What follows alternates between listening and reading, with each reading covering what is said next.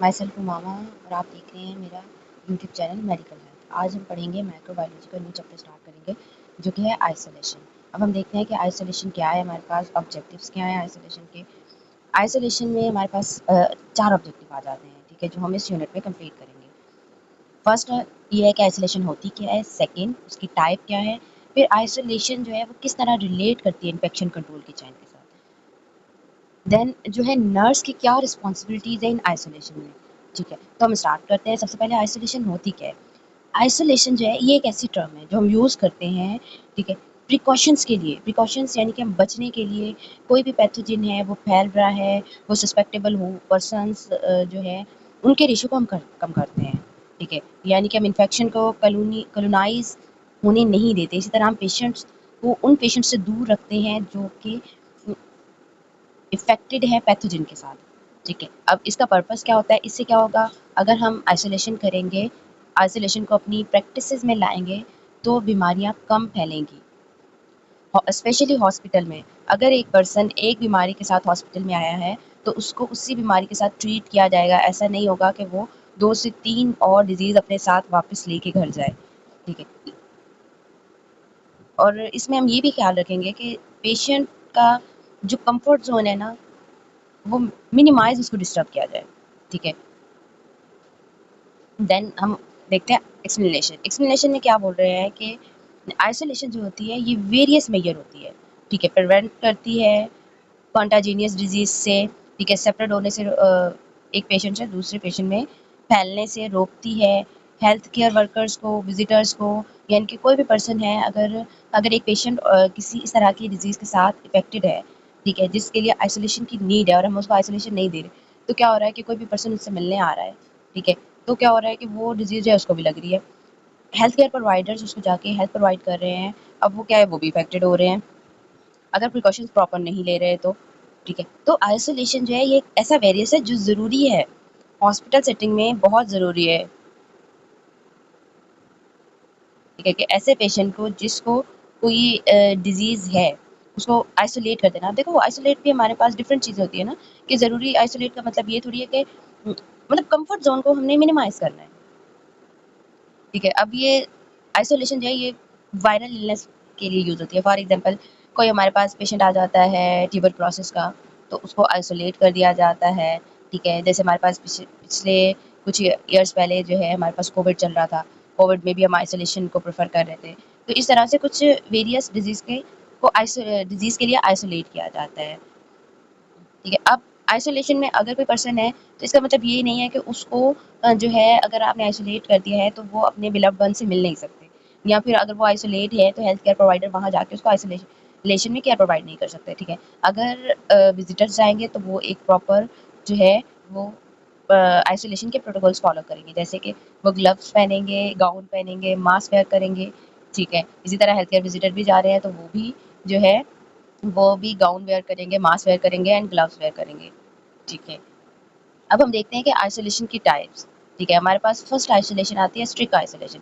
अब strict isolation क्या होती है, अब ये ऐसी आइसोलेशन है जिसमें हम एयरबोर्न जो डिजीज होती है ना, यानी कि जो हवा के जरिए फैलती हैं, ठीक है, उसमें हम स्ट्रिक्ट आइसोलेशन करते हैं, ठीक है। अब इसमें इस तरह के आइसोलेशन में जो हवा के थ्रू फैल रही है, तो हम इसमें क्या करेंगे, पेशेंट को स्ट्रिक्ट आइसोलेशन देंगे, स्पेशल रूम यानी कि एक अलग से हम रूम दे देंगे, ठीक है।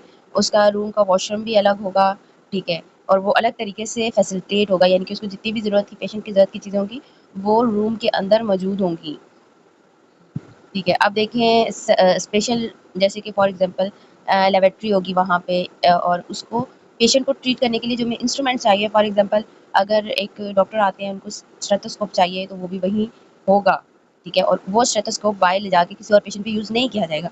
अगर थर्मामीटर है वो भी वहीं होगी, ठीक है, वहीं वहीं से उस पेशेंट को चेक करके वहीं पे उसको रख दिया जाएगा, ठीक है। और इसी तरीके से उस एरिया में उस पेशेंट की रिक्वायरमेंट की जितनी चीज़ें होंगी और हेल्थ केयर जो प्रोवाइडर हैं उनकी रिक्वायरमेंट की उसको केयर प्रोवाइड करने के लिए जो चीज़ों की नीड होगी वो भी वहाँ पे जो है मौजूद होंगी। सेकंड हमारे पास जो आता है कॉन्टैक्ट आइसोलेशन। अब कॉन्टैक्ट आइसोलेशन का मतलब ये है कि आपने कॉन्टैक्ट नहीं करना। कॉन्टैक्ट मीन्स डायरेक्ट कॉन्टैक्ट भी हो सकता है, इनडायरेक्ट कॉन्टैक्ट भी हो सकता है। फॉर एग्जांपल जो है आपने उससे हैंडशेक नहीं करना है, हैंडशेक करेंगे डायरेक्ट कॉन्टैक्ट होगा, ठीक है। अब इनडायरेक्ट कॉन्टैक्ट भी हो सकता है कि फॉर एग्जांपल आपने कोई चीज़ पेशेंट को देनी है, ठीक है, आपने वहाँ पे टेबल पे रख दी और पेशेंट को कहा कि आप ये यहाँ से उठा लें, ठीक है, या फिर पेशेंट ने कोई चीज़ आपको देनी है और उसने वो वहाँ टेबल पे रख दी और उसने कहा कि भैया आप उठा लें, ठीक है, और आपने वहीं उठा ली। फॉर एग्जांपल हम पेन की एक एग्जांपल ले लेते हैं, ठीक है, या मोबाइल फ़ोन की ले लेते हैं। आप जो है चलिए मोबाइल फ़ोन की ले लेते हैं। पेशेंट ने मोबाइल फ़ोन यूज़ किया, ठीक है, यूज़ करने के बाद उसने टेबल पे रख दिया, ठीक है, और आपको कहा कि ये जो है ये मोबाइल फ़ोन जो है आपने बाहर मेरे बिलव्ड वन को दे दें, ठीक है, माय जो इंटेंडेंट है, मेरी जो फैमिली है या उसमें से आप ये किसी को भी दे दें बाहर। तो आपने क्या किया, आपने प्रोटोकॉल्स नहीं फॉलो किया, आपने डायरेक्ट अपने हैंड से उन्हें उठाया। अब क्या है उसके हाथों पे पैथोजन लगे हुए थे, ठीक है, जो कि इन्फेक्टेड मतलब एक इन्फेक्टेड एजेंट थे ना वो, ठीक है। अब वो क्या हुआ, वो उस मोबाइल के ऊपर आए, ठीक है, उस मोबाइल के ऊपर आपने टच किया, टच करने के बाद ठीक है, वो मोबाइल आपने बेशक किसी और को दे दिया, अब जिसको दे दिया उस तक भी वो पैथोजन गए, ठीक है, आप तक भी आए। तो अब ये क्या हुआ, अब ये कॉन्टैक्ट हुआ, डायरेक्ट कॉन्टैक्ट हुआ, डायरेक्ट कॉन्टैक्ट नहीं हुआ, इनडायरेक्ट कॉन्टैक्ट हुआ। मेरा मेरा ठीक है, जो मैं हेल्थ केयर प्रोवाइडर हूँ, ठीक है, जो उसका अटेंडेंट है, अब हम दोनों जो है सस्पेक्टेबल होस्ट हो सकते हैं और हमने प्रिकॉशंस नहीं लिए, प्रॉपर हैंड वॉश नहीं किए, ठीक है, जाते हुए रास्ते जैसे हमारे हमने कुछ खा लिया, ठीक है, अब वो क्या था, वो हमारे हाथों से हमारे जो है माउथ में चले गए। कॉन्टैक्ट आइसोलेशन जो थी, फिर फ़ायदा नहीं हुआ ऐसे आइसोलेशन का, इसमें हम जो है तो इसीलिए हम आगे इसका देखते हैं कि क्या करना चाहिए नर्सेज़ को, ठीक है। कॉन्टैक्ट आइसोलेशन के लिए हम जैसे हमारे पास मरसा आ जाती है या फंगल इन्फेक्शंस आ जाते हैं, इस तरह की डिज़ीज़ के लिए हम कॉन्टैक्ट आइसोलेशन लेते हैं। देन हमारे पास आ जाता है रेस्पिरेटरी आइसोलेशन। अब ऐसा पर्सन जिसको रेस्पिरेशन का इश्यू हो, उसके लिए रेस्पिरेटरी आइसोलेशन होती है। Respiratory isolation is used for disease that are separate through the particles that are the inhale. These have the contact with the exposure such as the patient required wear a mask. यानी कि ये ऐसी चीज़ें जैसे जो droplet के through फैल रही है, जो हम जो है एयर में ड्रॉपलेट जा रहे हैं, फॉर एग्जांपल कोई इंसान छींकता है और अगर वो इन्फेक्टेड है, ठीक है, और वो इसके लिए हम कॉमन एग्जांपल ले लेते हैं फ्लू की, ठीक है। जब आपको फ्लू हुआ होता है तो बॉडी में इन्फ्लुएंजा वायरस होता है, ठीक है, और एक इंसान छींकता है तो वो जो है छींकने के या कफिंग के जो एटिकेट्स है उनको फॉलो नहीं करता, तो वो अगर ड्रॉपलेट किसी और के ऊपर जाते हैं और वो उस एयर में या उस सराउंडिंग में, ठीक है, वो जो है वो प्रेजेंट है, तो वो क्या करता है कि वो उसको इफेक्टेड कर देता है। देन हमारा है blood and body fluid precautions, ठीक है। अब इसमें क्या होता है कि आप जो ब्लड हैंडल करते हो, कुछ ब्लड बोर्न डिजीज़ यानी कि वो डिजीज़ जो ब्लड की वजह से फैलती हैं, जैसे कि हमारे पास हो गया हेपेटाइटिस बी और सी, ठीक है, ये ब्लड बोर्न डिजीज़ हैं, ठीक है, उसमें हम जो आइसोलेशन देते हैं उसको हम कहते हैं blood and body fluid precautions, ठीक है। देन हमारे पास फिफ्थ जो है रिवर्सेस आइसोलेशन। रिवर्सेस आइसोलेशन जो होती है, ये एक मेथड होता है जो क्या करता है, पेशेंट की हेल्थ को कॉम्प्रोमाइज़ करता है, ठीक है, कंटामिनेटेड ऑब्जेक्टिव्स के साथ या कंटामिनेटेड अगर किसी पर्सन्स के साथ जो है पैथोजेन है तो ये उसको रिवर्स करता है, ठीक है। अब हम देखते हैं कि ये फैलते कैसे हैं, फैलने के लिए हम प्रिकॉशंस, अब आइसोलेशन तो हमने पढ़ ली कि हमारे पास 5 टाइप की आइसोलेशन थी। अब ये प्रिकॉशंस कितने टाइप के हैं, इस आइसोलेशन में हमने प्रिकॉशन कितने टाइप के लेने हैं, तो हमारे पास 3 तरह की चीज़ें आती हैं। एक आती है एयरबोर्न प्रिकॉशन, देन आती है ड्रॉपलेट प्रिकॉशंस और देन आती है कॉन्टैक्ट प्रिकॉशन, ठीक है। जो भी पर्सन आइसोलेशन पे है तो मस्ट बी इन तीनों चीज़ों में से कोई ना कोई एक प्रिकॉशंस वो फॉलो कर रहे होंगे, ठीक है, मतलब उनको अटेंड करने के लिए हेल्थ केयर प्रोवाइडर्स या विजिटर उनको फॉलो करेंगे, ठीक है। एयरबोर्न में हमारे पास जैसे हमने एग्जांपल्स ली, एयरबोर्न में ऐसी डिजीज़ जैसे कि ट्यूबरक्लोसिस हो गया, ठीक है, इस तरह की डिजीज़ आ जाती हैं। ड्रॉपलेट में हमारे पास इन्फ्लुएंजा, ठीक है, इस तरह की डिजीज़ आ जाती हैं। कॉन्टैक्ट में हमारे पास मरसा, ठीक है, या स्किन की या फंगल डिजीज़ आ जाती है। अब हम देखते हैं कि एयरबोर्न में हमारे पास कौन-कौन सी डिजीज़ हैं। मीज़ल्स, ठीक है, ट्यूबरक्लोसिस, देन वार्सिला। अब हम देखते हैं कि और अब देखिए मीज़ल्स हमारे पास 2 चीज़ें होती हैं, एक होता है मीज़ल्स और एक होता है चिकन पॉक्स। ये तकरीबन देखने में हमारे पास सिमिलर ही होते हैं कि इनके जो दाने होते हैं वो सिमिलर तरह के होते हैं, लेकिन इनमें कुछ डिफरेंशिएट होते हैं, तो आपको डिफरेंशिएट करना आना चाहिए कि ये चिकन पॉक्स है या मीज़ल्स है। क्योंकि चिकन पॉक्स में हम आइसोलेशन नहीं देंगे, मीज़ल्स में हम प्रॉपर आइसोलेशन देंगे, तो आपको आइडेंटिफ़ाई करनी आनी चाहिए। ठीक है, अब देखिए चिकन पॉक्स में हमारे पास आ रहा है फ़ीवर, अब मीज़ल्स में भी सेम फ़ीवर आएगा पेशेंट को। चिकन पॉक्स में जो है हेडेक हो रहा है, सर में दर्द हो रहा है। मीज़ल्स में जो उसके दाने होते हैं यानी कि मीज़ल्स के, वो क्या होता है सबसे पहले हेड पे जो है नमूदार होते हैं।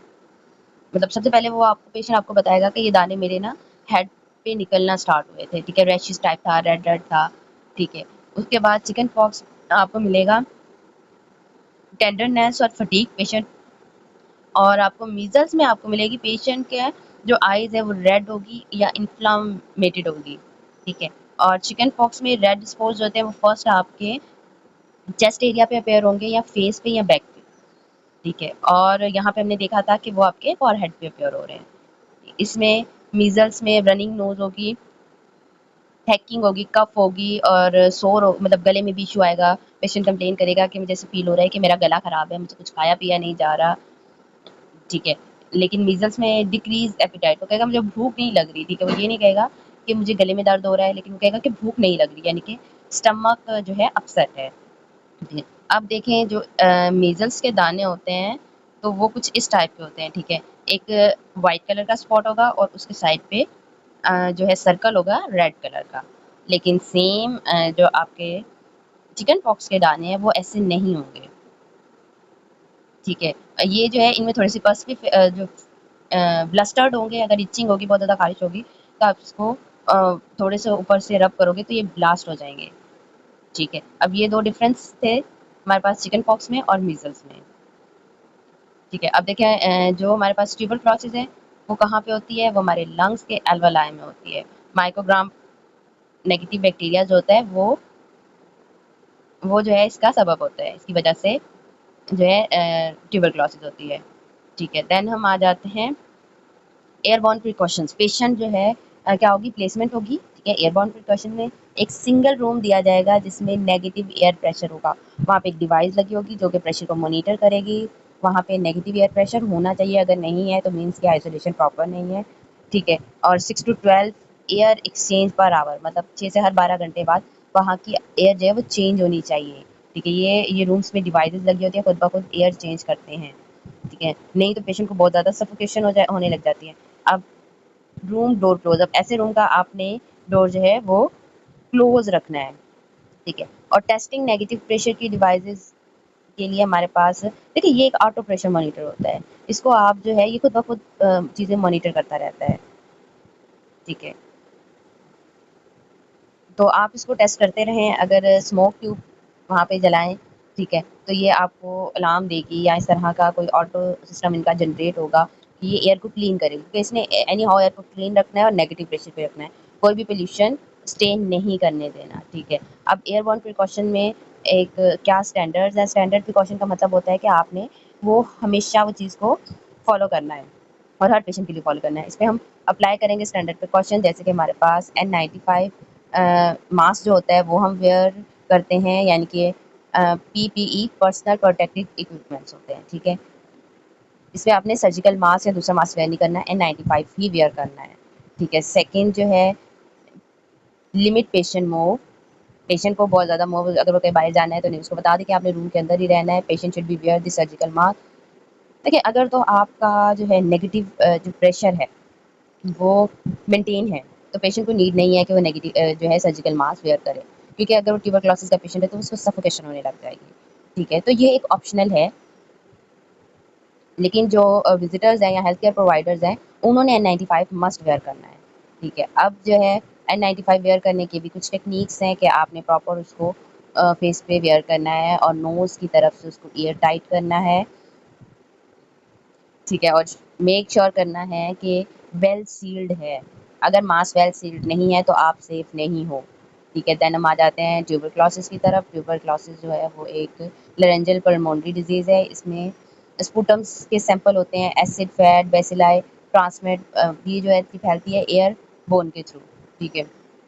अब ये क्या है, आफ्टर 2 वीक स्टार्ट हो जाते हैं, ठीक है? अब 3 स्पूटम सैंपल, इसके 3 स्पूटम सैंपल लिए जाते हैं with 8 hour in between at least 1 morning samples should be negative to disconnect the isolation, ठीक है? अब देखिए इसका आइसोलेशन, अब आइसोलेशन तो आइडेंटिफाई हो गया ना कि उसको ट्यूबरक्लोसिस है, तो उसको आइसोलेशन दी जाएगी, एयरबोर्न आइसोलेशन दी जाएगी। अब हमेशा लाइफ टाइम के लिए वो आइसोलेशन पे थोड़ी रहेगा, ठीक है? तो क्या होगा कि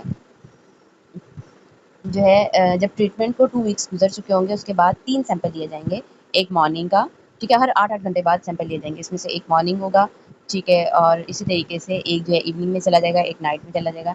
3 सैंपल लिए जाएँगे और उनको टेस्ट करवाया जाएगा, अगर उसमें से नेगेटिव आती है तो आइसोलेशन जो है वो ब्रेक कर दी जाएगी। मार्कसकोप, अब ये क्या है? सस्पेक्टेड और कंफर्म केस ऑफ मार्कसकोप will be under airborne contact precautions. अब देखिए ये एक ऐसी डिजीज़ है जिसमें आप एयरबोर्न भी देते हो और कॉन्टैक्ट प्रिकॉशन दोनों एक साथ दे रहे हो। For positive case we can disconnect isolation, ठीक है? 48 hour after after sign and symptom disappearance with at least 1 negative lab. अब देखिए हमारे पास ये जो डिजीज़ है इसमें एक लैब भी नेगेटिव आ गई तो हम इसको जो है डिस्कनेक्ट कर देते हैं। देन पास आ जाते हैं प्रोटेक्टिव आइसोलेशन। प्रोटेक्टिव आइसोलेशन क्या थी? It is the implement of the immunocompromised patient. अब प्रोटेक्टिव आइसोलेशन ऐसे लोगों के लिए होती है जो कि इम्यूनोकम्प्रेस होते हैं, यानी कि उनकी इम्यूनिटी कम होती है, ठीक है? ऐसे पेशेंट को हम पॉजिटिव पेशेंट रूम में रखते हैं, ठीक है? वहाँ पे जो है with HEPA filter for air supply, यानी कि उसमें प्रॉपर एयर सप्लाई होती है फिल्ट्रेशन के साथ। देखो एक एक पर्सन है जिसकी इम्यूनिटी कम है तो मीन्स कि वो जो नॉर्मल एयर के जो जर्म्स हैं जो पैथोजेंस हैं वो उनको भी उसकी बॉडी जो है उससे कूप नहीं कर पाएगी, उससे फाइट नहीं कर पाएगी। तो वो कम इम्यूनिटी बहुत कम है, ठीक है? तो उसको जो एयर मिलेगी या उसको जो हम एयर प्रोवाइड करेंगे, रूम एयर प्रोवाइड करेंगे वो फ़िल्टर्ड होगी ना। ऐसे पेशेंट के पास जो है जो विज़िटर्स होते हैं यानी कि उसके ही अपनी अटेंडेंट जो होते हैं वो अलाउड नहीं होते, ठीक है? और ऐसे पेशेंट को के साथ आप जो है किसी भी तरह का पेट या फिर जो है प्लांट भी आप उसके रूम में उसको आइसोलेशन देते हुए नहीं रखोगे, ठीक है? प्लांट भी नहीं अलाउड होते, ठीक है? तो ये था हमारा आइसोलेशन का बाकी जो हमारे ऑब्जेक्टिव्स रह गए हैं, ठीक है? 2 ऑब्जेक्टिव्स हमने ऑलमोस्ट कवर कर लिए हैं, बाकी 2 ऑब्जेक्टिव्स रहते हैं, वो हम इंशाल्लाह नेक्स्ट वीडियो में कवर करेंगे।